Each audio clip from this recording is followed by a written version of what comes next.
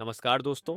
आज हम जानेंगे कि स्वर्गपुरी द्वारका समुद्र के अंदर कैसे डूब गई। कुरुक्षेत्र युद्ध के अंत में माता गांधारी अपने 100 पुत्रों को खोने के दुख में श्री कृष्ण को श्राप दिया था कि जैसे तुमने मेरे पुत्रों को मुझसे छीन लिया है, वैसे ही तुम्हारा वंश तुम्हारी आंखों के सामने नष्ट हो जाएगा। इस घटना के कुछ वर्षों के बाद द्वारका में विभिन्न बुरी घटनाएं घटती देखी गई।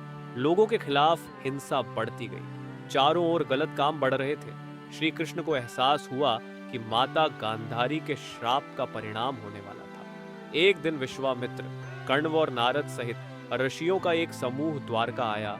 यादव राजकुमारों को ऋषियों की शक्ति पर संदेह था, इसलिए उन्होंने उनकी शक्ति का परीक्षण करने की योजना बनाई। वे कृष्ण के पुत्र शाम को एक गर्भवती स्त्री का वेश बनाकर ऋषियों के पास ले गए और पूछा कि यह गर्भवती स्त्री पुत्र को जन्म देगी या पुत्री को।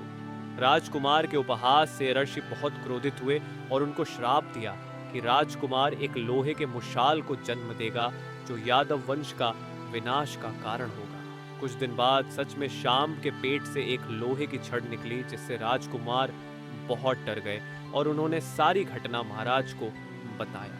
महाराज ने लोहे की छड़ को कुचलकर समुद्र में प्रवाहित करने का आदेश दिया। छड़ को कुचलने के बाद एक टुकड़ा बच गया।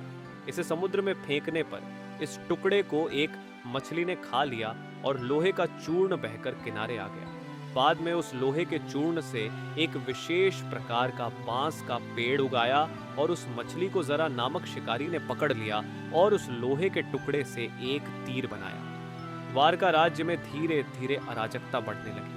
श्री कृष्ण ने सभी को शराब न पीने का आदेश दिया, लेकिन फिर भी यादवों गांधारी के श्राप से नहीं बच पाए। एक दिन सात्यकी और कृतवर्मा के बीच झगड़ा शुरू हो गया, जिसके कारण यादवों के बीच युद्ध छिड़ गया। कुछ समय में सभी यादव दो पक्षों में विभाजित हो गए और एक दूसरे पर हमला करने लगे। फिर वे उस लौह चूर्ण से उत्पन्न बांसों से युद्ध करने लगे। वे बांस वज्र के समान प्रहार करने लगे। देखते ही देखते कृष्ण बलराम को छोड़कर सारे यादव कुल नष्ट हो गए। अपने कुल के विनाश का दुख सहन न कर पाने पर श्री बलराम ने अपने प्राण त्याग दिए और परम धाम वैकुंठ वापस चले गए। दूसरी ओर श्री कृष्ण एक पेड़ की शाखा पर बैठे थे। तभी जरा नाम के उस शिकारी ने हिरण समझकर वही बाण श्री कृष्ण के पैर में मार दिया, जिससे श्री कृष्ण की मृत्यु हो गई। ये खबर सुनते ही अर्जुन तुरंत वहां पहुंचे और द्वारिका की बची हुई महिलाओं और बच्चों को इंद्रप्रस्थ ले गए और इसके साथ ही द्वारका साम्राज्य हमेशा के लिए समुद्र में डूब गया। आज के लिए बस इतना ही। जय श्री कृष्ण।